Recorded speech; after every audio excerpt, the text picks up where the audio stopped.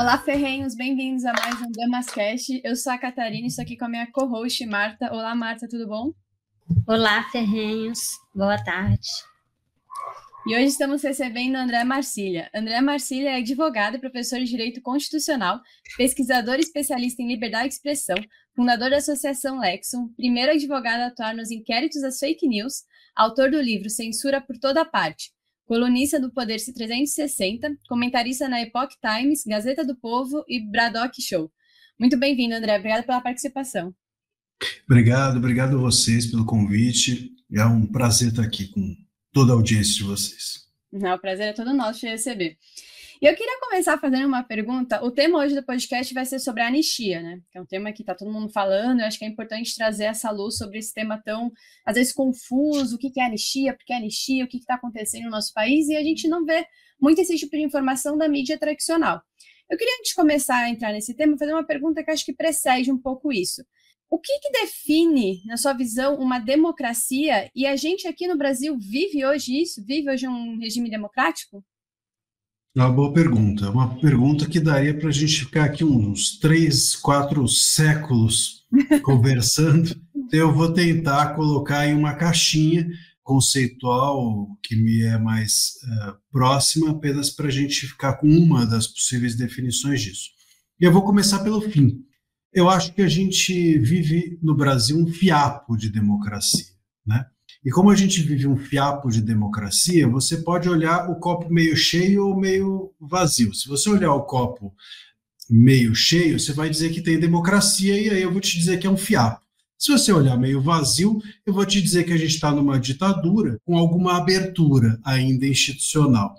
E é justamente esse o lugar, a diferença entre democracia e uma ditadura é a abertura institucional, ou talvez seja a última diferença, né, entre esses dois sistemas, regimes. Né? Dentro de uma ditadura típica, você tem todos os caminhos institucionais fechados, formalmente fechados. O Brasil hoje ainda tem caminhos institucionais abertos. Então nós temos um Congresso aberto, nós não temos um bom Congresso e nem uma boa abertura. Nós temos uma mídia livre, não é uma boa mídia e nem uma mídia tão livre assim. Mas a gente tem ainda esses caminhos abertos, e por isso que a gente pode dizer que tem um fiapo de democracia numa... Agora, é claro que a gente vai aos poucos fechando esses caminhos cada vez que a gente não os ocupa, ou ocupa com gente ruim ou com ideias muito pouco elaboradas. Entrando no tema realmente do podcast, a anistia. Você pode resumir para a gente um pouquinho o que ela é, por que esse tema está em pauta, por que trazer a anistia para o pessoal do 8 de janeiro? Porque eu vejo que tem muita dúvida em relação a isso, né? Dá uma luz para a gente, essa introdutória do porquê que está se falando tanto desse tema hoje e por que a anistia seria a solução para esse pessoal.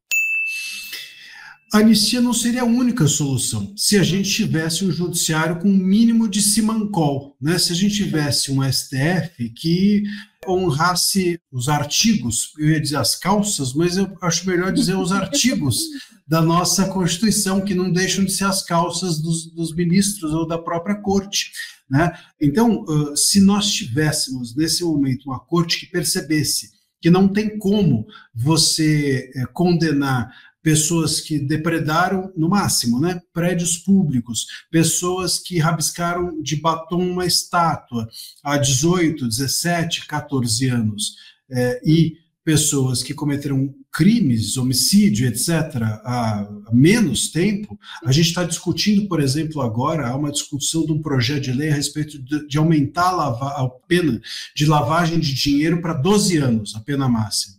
Então, vamos lá, corrupção passiva, lavagem de dinheiro, um negócio seríssimo, que isso mata, isso realmente é sério dentro do país e sistêmico. A gente quer aumentar para 12 e estamos condenando esse povo todo a 18, 17, 14. Não tem como suportar um momento, o direito não tem como seguir adiante assim. Por isso que eu venho dizendo, a anistia não é uma pauta da direita, é uma pauta do direito. Porque se o direito não se estabiliza de uma forma minimamente a gerar respeito nas pessoas, não tem como. As pessoas vão deixar de acreditar no direito. E hoje a gente está caminhando para isso. né? Estamos olhando um olhar muito severo para pessoas que se manifestaram, olhando com um olhar muito severo para parlamentares que se expressam, para pessoas que escrevem nas redes sociais e fazendo vistas grossas para crimes de corrupção. Daqui a pouco, o próprio judiciário vai cair em descrédito, se é que já não caiu. E esse é o grande problema. A anistia é necessária por isso. Quando nós temos uma politização nas punições tamanha que aquilo deixa de ser respeitável, é necessário que você saia do judiciário e crie algum tipo de mecanismo político para resolver. A anistia é isso. A anistia é uma espécie de remédio para erros judiciais, mas é um remédio político e não jurídico. Uhum. É porque a gente vê, eu acho que mesmo quem acha que teve uma tentativa de golpe, mesmo quem fala, esse pessoal tem que ser preso, mesmo essas pessoas, mesmo a esquerda, né, que geralmente é uma pauta da esquerda, isso, tá vendo que é um absurdo você condenar 14 anos uma mulher que pichou com batom. Eu acho que você saiu da bolha política e isso virou até conversa em bar. O povo normal tá falando sobre isso, mesmo quem não é tão politizado. E aí chega num absurdo que todo mundo concorda. Não, tudo bem, quem pichou, quem depredou lá tem que sofrer algum tipo de punição, mas 14 anos é uma coisa realmente absurda. Uma dúvida que eu tenho, assim, mesmo isso passando lá, e agora teve essa semana passada, a maioria dos deputados para conseguir aprovar isso, você vê isso sendo pautado, passando na Câmara, passando no Senado, se passar em tudo isso, Lula vai aprovar ou não? Como que é esse trâmite judicial para que a anistia realmente passe e que comece a valer? Olha, um projeto de anistia é como qualquer outro projeto, vai ser debatido nas casas legislativas, passa pela Comissão de Constituição e Justiça, etc., tem que ser aprovado. Existe uma restrição, então, por exemplo, a anistia não pode ofender cláusulas pétreas, a anistia não pode ser utilizado para crimes de terrorismo e coisas do gênero. E então, claro, depois de passar pelo Congresso, há a possibilidade de que alguém questione se foi o trâmite correto, se esses crimes poderiam, sobre eles, incidir anistia, e aí isso seria discutido no Supremo. E esse é o problema, porque o Supremo agora, na hipótese D, ele já está dizendo que é inconstitucional. Então, enfim, e tudo o Supremo hoje diz que é inconstitucional. Então, o Congresso não pode fazer nada. O que o Congresso vota é inconstitucional. O que o Congresso não vota, como no caso das redes sociais, o STF vai lá e supre a votação. E quando algum parlamentar fala, eles relativizam a imunidade. Então, hoje o Congresso não serve para nada. Eu tenho dito que a gente criou um país em que o STF é o rei, o executivo, que é aliado a ele, é uma espécie de rainha da Inglaterra, e o legislativo é o bobo da corte. Nós geramos essa situação, e essa situação precisa ser desfeita. Eu acho que o mais importante, inclusive, do que nós estamos discutindo anistia ou não, é discutirmos se o STF pode fazer o que tem feito, que é se tornado uma espécie de palavra de ordem de tudo que acontece no país. A vontade do povo, representada pelo parlamento, não é mais relevante, porque o Supremo pode sempre dar essa última palavra. Então, agora, de qualquer maneira, a gente precisa entender que o Supremo precisa de uma legitimidade. A legitimidade do Supremo, quem entrega somos nós. Nós é que damos legitimidade a esse símbolo que é o Supremo Tribunal Federal. Então, eles, claro, em algum momento vão se sensibilizar, ou terão de se sensibilizar para não serem excluídos. Então, qual é o ponto que me parece que politicamente vai acontecer? Se a pauta da anistia avançar dentro do Congresso, e eu acho que isso já está acontecendo, eles vão sentar e conversar, né? Executivo, Legislativo e Judiciário vão sentar e falar assim, olha, e aí, a gente vai ficar batendo na cabeça do povo a vida toda ou a gente vai ouvi-los? E aí talvez o Executivo possa pensar em dar um indulto para que a anistia não passe, o STF pode pensar em rever alguma pena em algum momento, enfim, eles vão talvez entregar alguma coisa, entregar os anéis para não perder as mãos, como diz o ditado. Isso pode acontecer. Para que uma anistia não siga adiante, os demais poderes entrarem em algum tipo de acordo. Por isso é importante que a anistia siga adiante e essa discussão não pare. Acabar ficando no meio termo, né? Nem anistia exatamente, mas trazer alguma coisa que ajude essas pessoas que estão lá presas, que eu vejo como um absurdo. E você falou que o Supremo são os reis do Brasil, eu concordo com isso, eu acho que hoje eles têm orçamento de rei, eles não querem mais que o orçamento deles entre no teto de gasto, eles querem estar acima disso, que é uma coisa completamente absurda.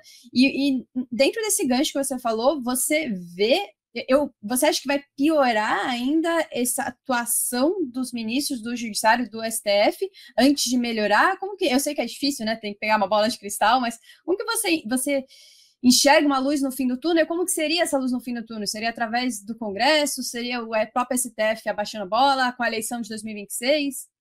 Eu não vejo um recuo, não. E não entendam que a anistia indo adiante e que eles cedendo em alguma coisa para que a anistia seja acolhida, ou alguma coisa da anistia, alguma parte da anistia, enfim, isso não significa que eles vão recuar, ao contrário. Então, se o STF, por exemplo, chegar a um acordo com o Executivo e o Legislativo e falar assim, bom, não tem muito o que fazer, a gente vai ter que entregar alguma coisa. Isso significa que a gente vai entregar alguma coisa para que não haja impeachment. A gente vai entregar alguma coisa para que o STF continue com esse poder que tem. Então, o acordo provavelmente vai ser no sentido de a gente permite que isso não seja inconstitucional, contanto que a gente continue do jeito que a gente está. Então, vamos resolver essa pauta dos réus do dia 8, mas vamos continuar com todas as demais pautas absolutamente em aberto. Nós temos mais de 10 inquéritos abertos no STF desde 2019. Eu fui o primeiro advogado a atuar nesses inquéritos em 2019, mas todos os demais inquéritos foram feitos a partir daquele, estão todos conectados, não tem como encerrar um sem encerrar todos, não tem como a gente olhar, por exemplo, para a jurisprudência de hoje sem saber que ela nasceu lá atrás. Tudo que os advogados reclamam do inquérito do golpe, por exemplo, reclamaram de inacessibilidade aos autos, de impossibilidade de recorrer, etc., já acontecia comigo lá em 2019. Então, não tem como a gente pensar que o STF vai recuar, porque se ele recuar um passo, ele vai ter que recuar todos, não tem como. Então, isso vai ser muito mais complexo. Vamos resolver os réus do dia 8, mas vamos continuar com a batata quente na mão. Como é que essa batata quente se resolve? Bom, aí assim, a gente precisa realmente ter um congresso. Não tem outra forma. A menos que o STF entendesse que o papel dele não é esse, isso não vai acontecer, nós vamos ter que fazer alguém empurrar o STF de volta para a Constituição. E só o Senado é capaz de fazer isso, com impeachment, com propostas de emenda constitucional que deixem o STF no seu quadrado e com uma capacidade de confronto. Esse Congresso que existe hoje é totalmente inábil para isso. Temos bons parlamentares, mas não temos um bom parlamento. E aí depende um pouco de nós, em 2026, que fazemos a nossa lição de casa. E como que você tem visto o papel da esquerda, né? Porque a esquerda sempre foi a favor da anistia de presos políticos. E agora eles não estão querendo, né? Sem anistia. E tem gente até falando, a moça do batom não vai ganhar 14 anos de prisão só por causa do batom, é por causa de uma tentativa de golpe de Estado. Como que você vê isso? É uma questão apenas puramente ideológica, ou também tem o papel da mídia na manipulação, ou está mostrando realmente a esquerda como uma hipócrita mesmo? Olha, são questões interessantes. Primeiro, muita gente diz isso, 14 anos, mas não é por causa do batom, é porque ela deu um golpe de Estado. Tudo bem, então vamos lá. Primeiro que é difícil pensar que uma pessoa como ela, por exemplo, deu um golpe de Estado. Como é que aquelas pessoas deram um golpe de Estado ou tentaram dar um golpe de Estado? Com o quê? Qual era a arma daquelas pessoas? Tinha gente com bastão de ferro. Tudo bem, vamos lá, no máximo. Dá-se um golpe de Estado com bastão de ferro? Já viu algum golpe de Estado com bastão de ferro ser dado? Eu nunca vi na minha vida. E os demais tinham estilingue, bolinha de gude, etc. As pessoas invadiram prédios públicos, depredaram o patrimônio público, ok, isso é ilícito, mas foi isso. Mas elas queriam, mas elas podiam, porque no direito a gente não pune apenas o que... Eu posso, por exemplo, sair da minha casa e querer sequestrar um avião. Vamos lá, mas aí eu chego no aeroporto e me barram. Bom, Ainda que eu quisesse, qual é a minha chance de chegar lá com a mala na mão e ser capaz de sequestrar um avião? Então, assim, existe o que a gente chama do direito de crime impossível, que é aquele que você deseja, mas você não tem a menor condição de cometer. E se você não tem condições de cometer, se aquilo é apenas um delírio da sua cabeça, você não pode ser punido pelo crime que você delirou. Você só pode ser punido pelo crime que você cometeu. Então, aquelas pessoas, ainda que pensassem em hipótese, pensassem em dar um golpe de Estado, elas eram capazes de fazer aquilo. O que elas foram capazes é de depredar patrimônio, e por isso, e apenas por isso, devem ser punidas. Não é a minha opinião, está no Código Penal, no Código de Processo Penal, é só ler. Por que ninguém lê? Porque não interessa para boa parte dos advogados de esquerda ou da esquerda ler nada, né? Ou se é que eles são capazes, não gostam muito de ler aquilo que não convém a eles. E por quê? Porque a gente está diante de um cenário político.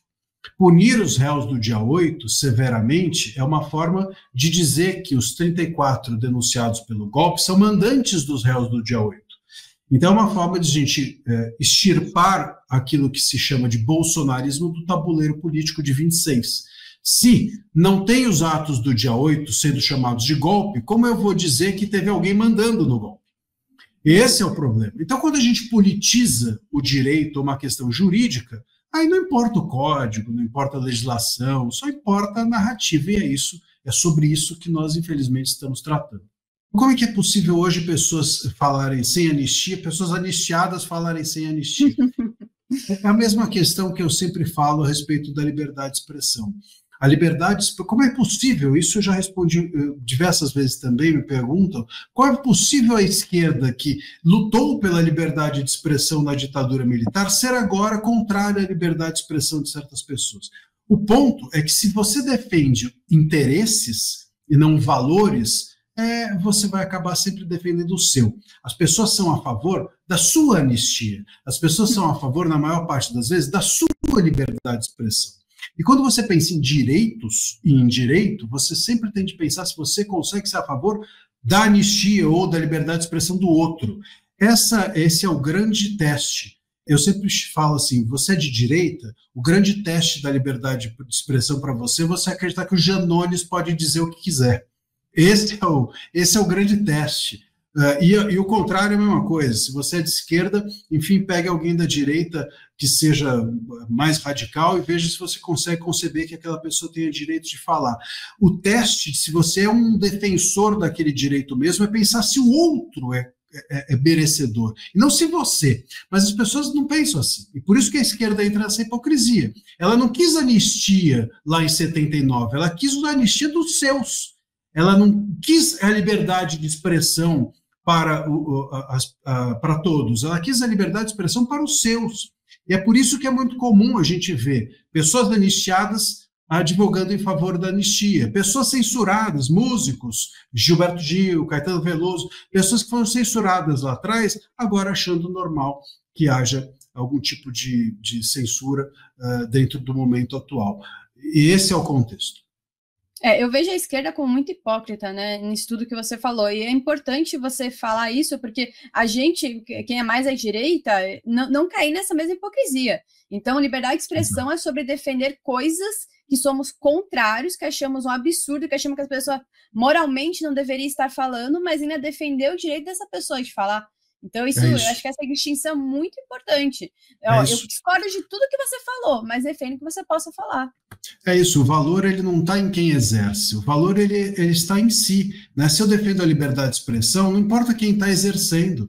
Se eu defendo, por exemplo, que um abuso ou um excesso tem que ser contido por uma anistia política, ou se eu defendo que um STF que se excede ou se torna arbitrário tem que ser contido, não importa se ele está sendo arbitrário com o meu inimigo ou comigo, não importa se a censura está se destinando a A ou a B, ou se a anistia vai favorecer fulano ou ciclano, importa se é merecido. Então, se você defende valor, o valor abstrato é que é defendido e não quem vai se beneficiar daquilo. Se você está preocupado com quem vai se beneficiar, você está fazendo política. Você não está defendendo o valor moral. E o problema é esse, aqui no Brasil a gente só faz política, a gente só quer que os nossos se deem bem, mas a gente não defende de verdade os valores que estão na Constituição.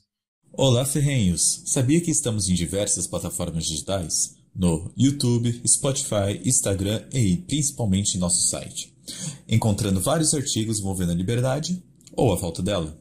Não perca tempo e acesse damasdeferro.com.br e em nosso Instagram, @Instituto Damas de Ferro. E acho que essa questão, a gente tem que voltar no tempo para ver. Teve um ponto que você identifica como, a partir disso, o STF começou a passar das suas funções. Eu vejo muito o inquérito das fake news de 2019, né, que começou em março de 2019, me corrija se eu falar alguma data errada, em março de 2019, em abril de 2019, eles censuraram a Cruzoé, que tinha aquela matéria do amigo do meu pai, que é agora em relação ao ministro do STF, que está agora no STF, e aí tiveram que voltar atrás, porque era verdadeiro, mas num primeiro momento eles censuraram, porque era fake news, teoricamente, e depois se provou que não era. Isso já vem desde essa época. Você acha que esse foi um marco que o STF começou a extrapolar, ou você acha que é anterior a isso? Não, esse foi o marco. Esse foi o marco porque, veja, sempre existiu censura no país, não é que a gente vivia num paraíso e de repente, mas o STF não era o protagonista não vivíamos no paraíso, mas o protagonista do inferno não era a Suprema Corte. Esse é o problema, porque no momento em que a Suprema Corte é protagonista, bom, quem então vai ser, quem vai nos livrar disso, né? Antes você tinha censuras acontecendo, mas o STF ele era alguém que poderia nos livrar dela. Hoje ele é o promotor da censura. E aí, como promotor da censura, ninguém mais pode nos livrar, porque ele é a última instância. Ele se tornou de última palavra a palavra única. E esse é o grande problema. Isso nos deu um imenso diferencial, né? Muita gente, inclusive, faz essa comparação com a Lava Jato. Mas na Lava Jato também teve alguns atos heterodoxos. Bom, ainda que seja, na Lava Jato você tinha uma primeira instância eventualmente cometendo algum excesso, e você tinha a possibilidade de recorrer e corrigir isso, tanto que aconteceu, né? Agora, quando isso começa na última instância, quem vai corrigir? Quem vai corrigir aqueles que corrigem? A gente chega no lugar, portanto, de um abuso que é intolerável. E esse é o grande ponto. A gente começa isso sim, os inquéritos começam no dia 14 de março, se não me engano, são abertos não com o caso Cruzoé, os inquéritos se abrem eles são abertos para investigar um dos procuradores que tinha escrito um artigo na imprensa, que ofendeu os ministros, supostamente, e aí depois, um mês depois, aliás, próximo dessa data, nós temos o início do caso Cruzoé, e aí, aliás, no dia 15 de abril, amanhã é o aniversário de 6 anos da censura Cruzoé. E eu conto isso, aliás, aqui no meu livro Censura por Toda Parte, por isso que eu estava consultando aqui as datas, e conto esse e diversos outros casos de censura, e aí pronto. Aí começa o inquérito das fake news, entra para censurar uma revista que tinha feito uma matéria sem uma fake news, chamando de fake news uma fake news que não era fake news. Você vê que começa bem a coisa. Então, nesse momento aí, tudo desanda. No momento em que eles censuraram a imprensa, daí para frente, foi só para trás, como diziam os mais jovens. E nessa questão da liberdade de expressão, com o Mark Zuckerberg falando que agora ele vai colocar a checagem no Instagram, no Facebook, no Meta, que é igual ao do Twitter, e aí logo em seguida o ministro do STF já falou que é contra isso, que é absurdo, sendo que quem eles são para comentar sobre uma empresa nos Estados Unidos está falando que vai fazer uma mudança. Você acha que com essa virada agora que vai ter também no Meta, com a informação centralizada e distribuída que a gente tem, você acha que essa censura ainda avança no Brasil? Você vê ainda a gente passando por uns maus bocados em relação a isso, piorando antes de melhorar? Ou você acha que com essa mudança no Meta, vindo uma onda de direita, assim, não sei se dá para chamar disso, mas nos países, é capaz de a gente estar virando uma chave? Pode ser que a gente esteja virando uma chave, mas isso não soluciona a questão de imediato, né? Então, primeiro, a gente lá fora, né, as empresas passarem a se contrapor ao STF, vai provavelmente fazer com que o STF ainda torne pior a situação, né? Eles têm respondido a isso, né? Dizendo que essas empresas são fascistas, dizendo que, enfim, etc, etc. a extrema-direita e isso, aquilo. Então a gente ainda vai ver cenas ruins pela frente. Eu não acho que a gente vai ter uma aceitação da resistência. Ao contrário, a gente vai ter um confronto decorrente dessa resistência, e é possível até que a gente piore nas próximas eleições ainda mais. Veja, vamos lembrar que a gente teve o X suspenso das eleições municipais. Sim. Imagina o que não vai acontecer no ano que vem com a chance, inclusive, de que a esquerda saia do poder. Uhum. Aqui no Brasil, a tal temida extrema-direita possa tomar o poder. Quer dizer, diante desse cenário, algo muito complexo pode acontecer aqui no Brasil, inclusive envolvendo suspensão de redes sociais, mais de uma talvez, uhum. E isso vai tornando o ambiente cada vez pior.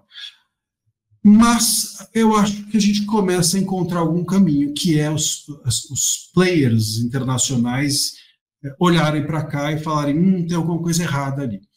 Enquanto aqui dentro a coisa está apenas entre nós, a gente está um pouco na mão de um executivo que aplaude porque interessa, de um legislativo que está submetido e de uma mídia que se sente confortável porque é de esquerda.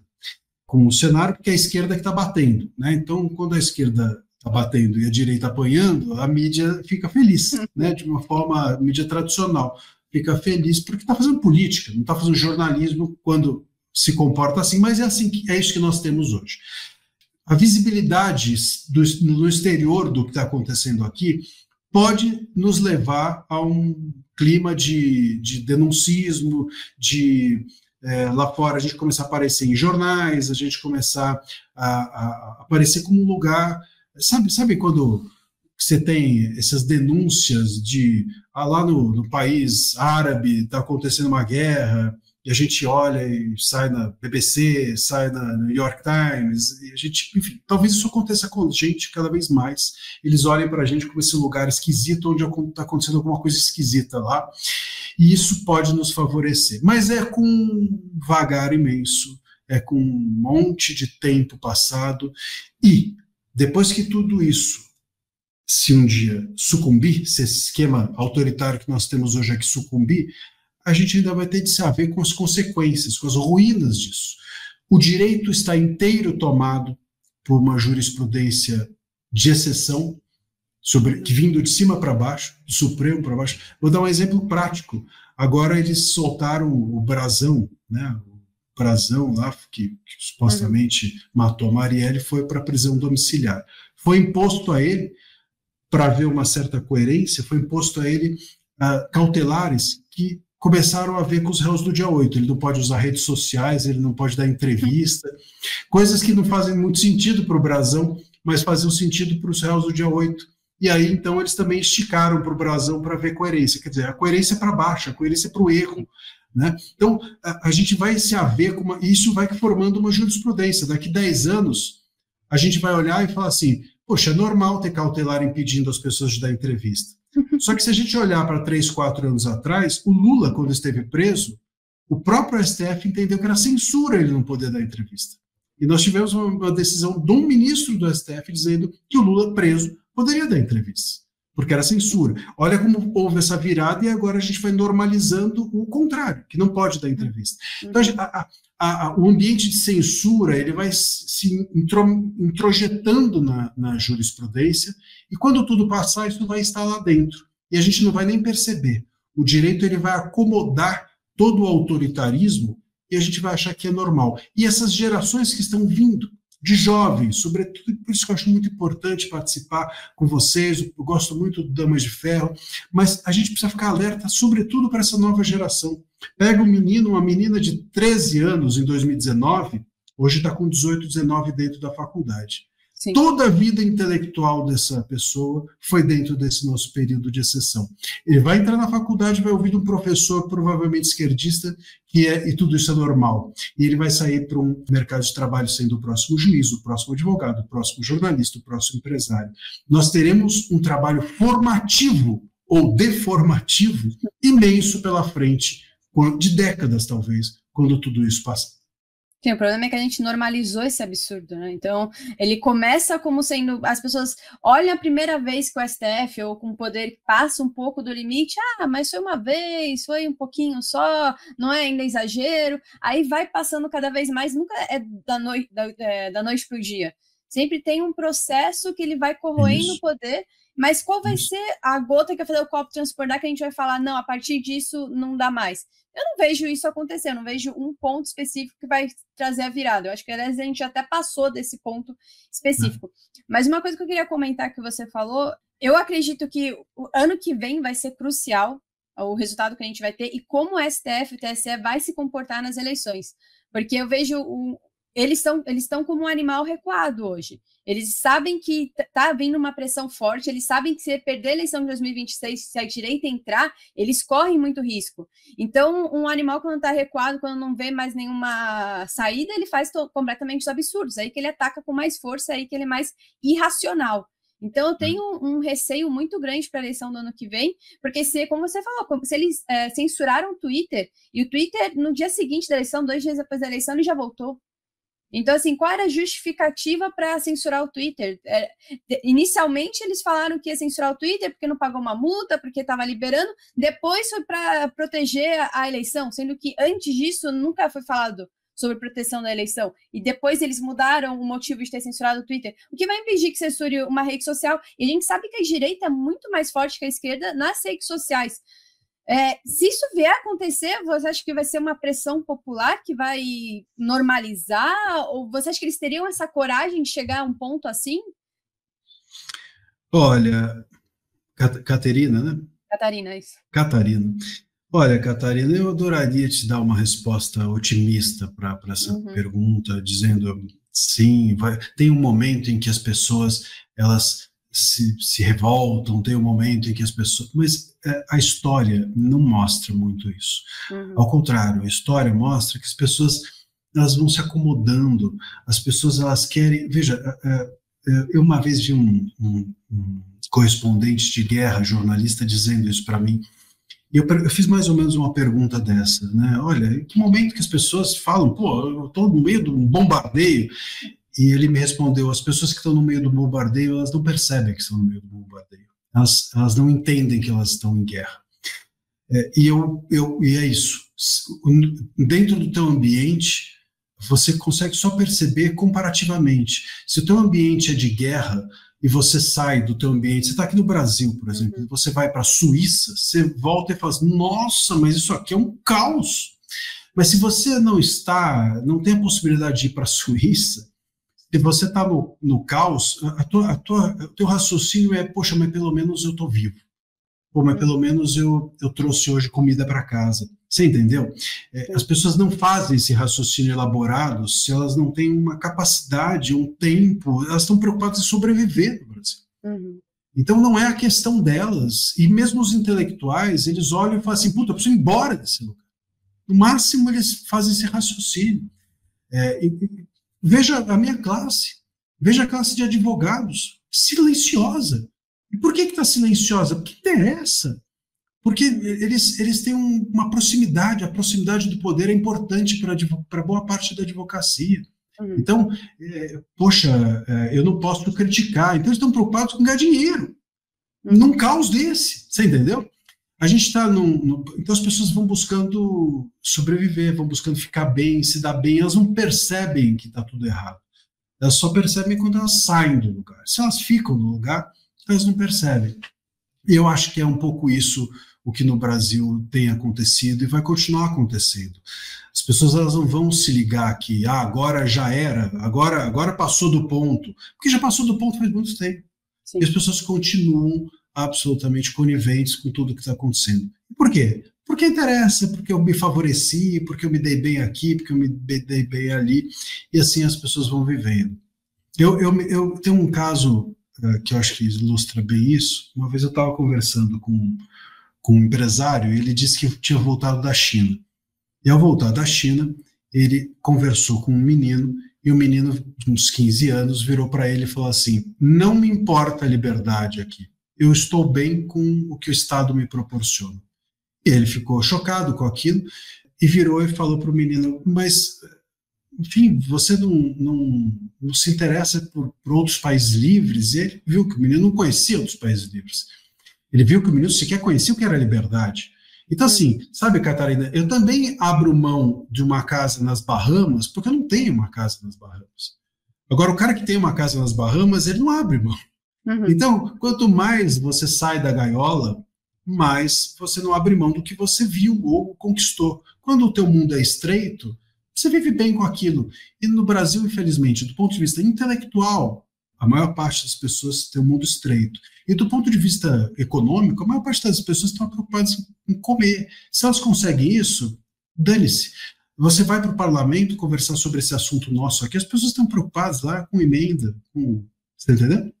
Então, é muito difícil. A gente faz esse raciocínio. Pô, até aqui, qual o limite? Mas as pessoas não estão preocupadas com isso, infelizmente. E, André, você é professor e advogado, você vê os seus colegas, como que é esse relacionamento seu com seus colegas? Porque eu imagino que seja bem de esquerda, seja bem tomado por uma ideologia. Você já tentaram te censurar? O que falam para você? Você é louco e está fazendo tudo isso? Ou você percebe até mais gente defendendo a liberdade? Como que está aí esse relacionamento com os colegas de profissão? Olha, meus colegas de profissão, da maior parte, são de esquerda, e os que conversam comigo, tem isso também, né? Às vezes não evita a fadiga, mas os grandes, eu tenho uma imensa dificuldade de estar no ambiente acadêmico, cada vez mais por isso, porque é um ambiente cada vez mais fechado para quem pensa diferente, e eu não consigo, uma pessoa que trabalha com tributário, né, ela consegue entrar lá e não falar desse assunto. O meu assunto é liberdade de expressão, então não tem como entrar e não falar disso. Então é difícil, cada vez mais difícil dar aula. E eu sinto o grande embate não com os colegas, mas com os alunos mesmo, né? Então, muito comum eu entrar em sala de aula. Eu me lembro, recentemente eu entrei numa sala de pós-graduação de Direito para falar sobre censura, e uma aluna levantou a mão e falou assim: poxa, mas censura de vez em quando não é bom? Começou assim a aula. Foi a primeira frase da aula. Nossa. Entendeu?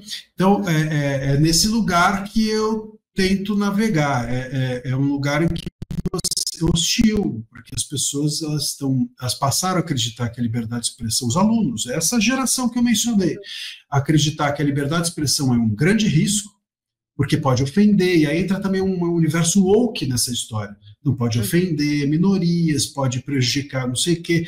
Então, a liberdade de expressão é um grande risco, e que a censura, como ela é um grande risco, ela às vezes higieniza o lugar. Então a censura é vista como uma aliada, como uma amiga, como alguém que, sabe a pessoa que fala, vou arrumar minha cama. A censura é arrumar a cama, é varrer o quintal. É assim que essas pessoas, a maior parte das pessoas, essa nova geração encara. Então quando você fala liberdade de expressão a qualquer preço, o pessoal acha que você é um louco.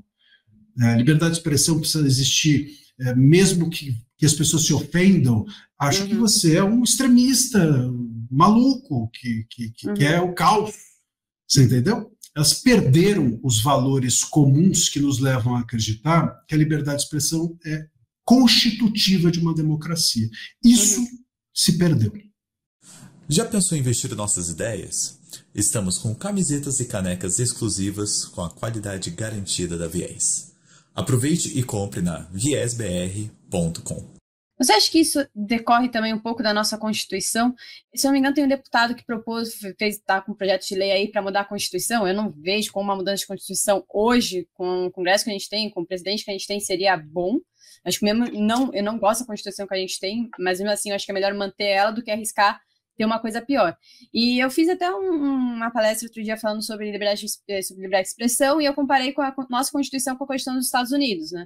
E, enfim, tem várias coisas que dá para trazer aqui. Eu acho que o começo, nós, o povo, em vez de nós, os representantes do povo, já coloca eles como acima, uma categoria acima da pessoa normal, né? Então, eles são iluminados, eles são privilegiados.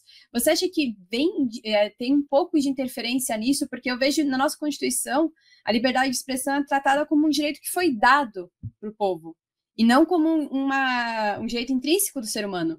E acho que esse é o maior problema que a gente tem. Você vê isso como desde lá da Constituição? Você acha que é possível mudar para uma Constituição melhor? Eu acredito que a Constituição dos Estados Unidos é muito boa nesse sentido.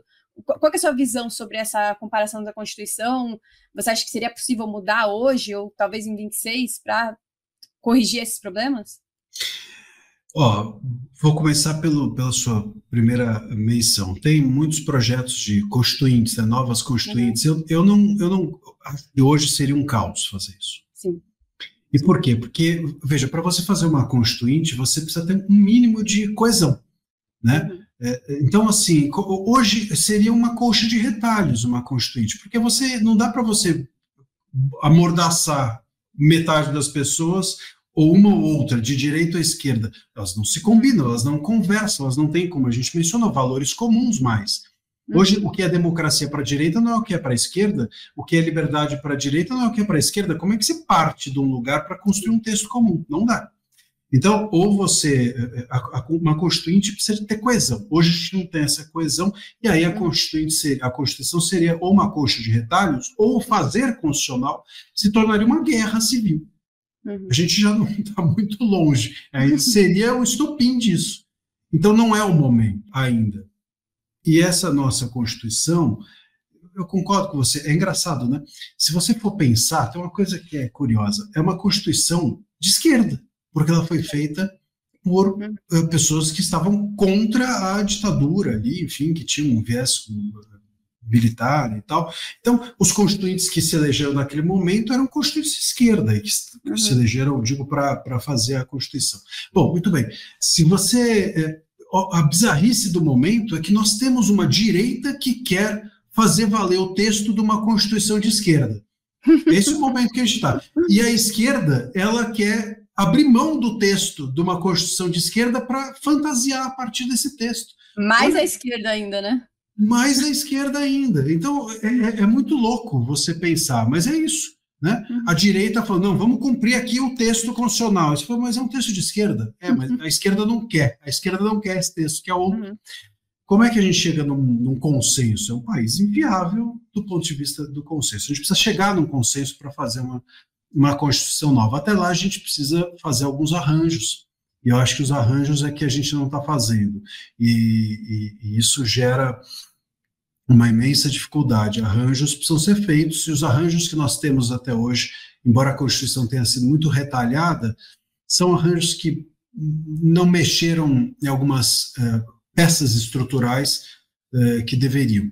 E isso é um problema. Não adianta também apenas a gente se preocupar com o texto da Constituição. A gente tem que se preocupar com o intérprete. Hoje todas as constituições modernas, elas têm normas abertas, né? Então, você pega antigamente o Código de Hammurabi, tinha lá, se você roubou uma saca de feijão, você vai perder uma mão.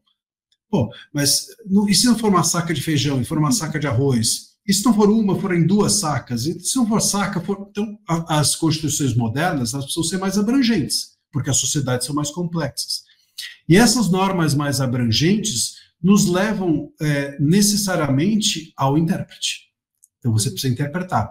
E esse é o problema. A nossa diferença para os Estados Unidos nem é a Constituição. A Constituição nossa é pior e tal, mas, olha, para você ter uma ideia, a melhor definição sobre liberdade de expressão está na Constituição do Império. Em 1824, é a melhor definição. Ali a liberdade de expressão foi mais protegida de todas as outras constituições. E justamente porque ela estava no controle do imperador que você podia ter liberdade de expressão, estava na mão dele, então a Constituição trata a liberdade de uma forma super ampla. Então, o que está no texto é relevante, mas não é tudo. A grande diferença nossa para os Estados Unidos não é nem o texto apenas, é a interpretação. E a interpretação depende da cultura. Eles têm lá uma cultura de liberdade, a gente não tem. Então, se você pegar, Catarina, a primeira emenda norte-americana, que fala de liberdade de expressão, e colocar aqui no Brasil, no dia seguinte ela está pervertida. No dia seguinte, um deputado da bancada do PSOL já entrou com uma ADI dizendo que não sei o quê, o ministro vetou uma parte, e etc, acabou. Esse é o grande problema do Brasil. A cultura nossa é de restrição e autoritarismo, e não de liberdade. Eu acho que isso é um ponto muito importante de trazer, porque a gente olha isso, como você falou, tem gente, a geração nova, eu já vi muita gente falando assim, mas fake news é ilegal. Você fala, mas de onde que você está tirando que fake news é legal? Porque a mídia tradicional fica martelando isso. Você não pode mentir. O Haddad fez aquele pronunciamento que ele fala, desacreditar instituições públicas é contra a lei. Segundo qual lei que ele está citando ali? Então, acho que esse é o problema, quando a justiça começa a ser pervertida por causa de interesses. Então, você citou que antes o Lula podia dar entrevista mesmo preso e agora não pode mais. O que mudou? Por que antes podia e agora não pode mais? Toda vez que a gente mudar de presidente, mudar de ideologia, a lei vai mudar junto com isso? Começa a ser uma coisa, assim, muito absurda. E me revolta um pouco que a gente está vivendo uma exceção completa e tem gente que acha que está normal. A pessoa que está conformada com esse absurdo. Eu até tenho a minha descrição no TikTok, é uma inconformada com o conformismo, porque eu acho que a gente vive muito disso hoje, da pessoa... O normal é o absurdo, então tudo bem ser absurdo, porque a gente já está acostumado com isso. E eu acho que esse é o ponto da anistia. Eu não sei, eu gostaria muito que fosse uma virada de chave, voltando, né, para o tema do podcast da anistia, eu gostaria muito que fosse uma virada de chave para ver se a gente enxerga que a lei está sendo completamente mudada. Eu não sei como que vai ser se chegar no STF, se eles vão barrar mesmo como eles estão prometendo. Então, eu queria que você trouxesse mais exemplo, ou falasse sobre isso. Como que a gente faz numa situação tão... Não existe uma solução, eu sei que é uma pergunta muito difícil, mas o que a gente faz vendo com tudo isso? É passando essa informação para as pessoas, tentar informar o maior número de pessoas possível? Quem está assistindo e fala, putz, eu concordo que tudo isso é absurdo, eu quero fazer alguma coisa para ajudar. Como que você vê esse caminho? Você mencionou, né? Esse é um grande problema de um tribunal político. Um tribunal político, ele age de forma política em relação a temas técnicos. Então, a gente falou, por exemplo, da questão de dar entrevista preso, mas tem outros. O STF, por exemplo, em relação à questão da prisão em segunda instância, ele foi para lá, foi para cá, de acordo com o interesse. A questão do foro privilegiado é a mesma coisa. Era de um jeito, agora de outro, agora eles ampliaram para alcançar pessoas que nem estão mais no mandato.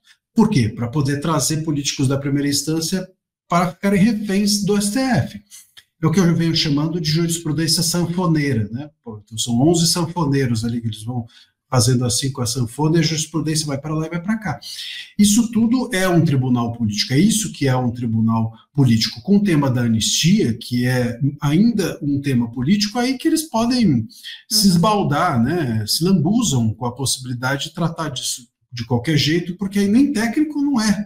A anistia é muito pouco técnica, ela é mais política mesmo. E não há nenhum pudor em desrespeitar a vontade do legislativo, então segue-se o barco, vai-se em frente, e é assim que o STF tem tratado. O que fazer com isso? A gente começou esse papo falando que nós ainda somos um fiapo de democracia por termos caminhos institucionais abertos. Eu acho que a solução é ocuparmos esses caminhos e esses espaços. Então, os espaços de mídia que existem, as pessoas precisam ocupar. Eu quero, faz. Muita gente chega para mim e fala assim, eu quero tanto falar, mas eu tenho medo. Eu falo, vai, faz. Porque eu também tenho medo. E daí? Eu até no Fórum da Liberdade, outro dia, agora, no última semana, no meu discurso, eu falei, eu passo o dia inteiro falando de lei. Aí me perguntam, você tem medo de ser preso? Eu falo, então, se eu falar de lei e for preso, é melhor ser preso, porque eu vou estar em melhor companhia lá dentro da prisão vai ter gente mais democrática do que fora. Porque se você não puder falar de lei e ficar livre, vale a pena estar livre? Então, agora, você tem medo? Não, e daí? Ter medo faz parte. Se você assume uma responsabilidade, a decorrência da responsabilidade que você assumiu se sacrificar de alguma forma. Então, as pessoas precisam ocupar esses espaços, saber que elas têm uma função coletiva e pública. Advogados, jornalistas, políticos, estudantes, né? Em vez de você entrar lá na faculdade e começar a ir para o Grêmio com a bandeira de contra burguês, vote 16, vai estudar. Vai ler um pouco do que é o Brasil, né? Ao invés de fazer uma roda de uma fogueira e ficar ali falando mal de uma coisa meio riporonga e ficar falando mal do que você nem conhece, né? vai estudar, vai ler, vai pegar os textos que não são os que estão necessariamente te indicando, vai fuçar por aí, vai buscar outros professores que não são apenas os que repetem as mesmas coisas, vai descobrir que o mundo é um pouco maior do que a sua gaiola e ocupe esses espaços. Eu acho que esse é a grande solução. Se a gente fizer isso, talvez em algum momento a gente tenha uma mudança. Não tem outro jeito. A gente precisa acreditar nisso, porque é a única forma de lidar com o que nós temos hoje. A gente tem um mundo formado e um mundo autoritário. A gente não gosta disso? Bom, então a gente precisa fazer alguma coisa. Não adianta só ficar esperando que alguém faça. As pessoas precisam ocupar esses lugares. E não é, Catarina, só na política formal. Todo mundo, é impressionante isso, todo mundo quer virar deputado, quer virar vereador, quer virar alguma coisa. Vire o líder do seu setor, abra uma instituição como o Damas de Ferro, faça um livro, e assim por diante. Então, não existe só esse lugar, que é a política formal, existem milhares de lugares para serem ocupados e precisam ser. Não existe só uma solução, né? Acho que tudo que a pessoa que fala, queria ajudar, mas não sei como, tudo que você... Não existe uma única resposta, né? Tudo que você pode fazer para ajudar alguém que está produzindo conteúdo, escrever um livro, se você é advogado, participar desses espaços que tem pessoas de direita para que a gente consiga avançar as nossas ideias, né? Eu gosto muito da frase do Mises, somente ideias podem iluminar a escuridão, né? É isso. E um time não se faz só de atacante. Todo mundo quer marcar o gol, mas se ninguém lançar para o atacante, se ninguém tiver na defesa, se não tiver o goleiro... Exatamente. Queria te agradecer demais pela participação, André, agradecer a Marta por mais um episódio, e queria que você falasse um pouco sobre os projetos que você está fazendo, se as pessoas quiserem te encontrar, como é que faz, e como que a gente pode entrar em contato com você para te ajudar a tocar esses projetos para frente. Olha, eu estou por aí o tempo inteiro falando, então me encontrar é fácil, mas sobretudo nas minhas redes, Marcília_André, sobretudo no Twitter e no Instagram. Lá eu publico, e eu sempre estou aberto para... Muita gente procura, nem sempre eu consigo responder todo mundo, muita gente procura, falando, meu professor, ele não... Você poderia ler meu TCC? É difícil, eu estar nesse lugar. Ou me indica leituras, então sempre que eu posso eu respondo, nem sempre eu consigo, mas eu vou sempre por lá, as pessoas conseguem estar a par do que eu estou fazendo. Estou também com projetos agora para o ano que vem, para o final desse, de escrever um novo livro, e provavelmente também sobre o direito e o universo woke, sobre questões da democracia, e aí eu volto para contar para vocês. Opa, a gente fica esperando você voltar para falar sobre o livro, sobre os projetos, sobre tudo aí que está acontecendo. Muito obrigada, André. Muito obrigada, Marta, por mais um episódio. E até a próxima, Ferrenhos. Tchau, tchau. Obrigada. Tchau, tchau. Até a próxima, Ferrenhos. As opiniões do convidado não representam a posição do Damas de Ferro enquanto instituição.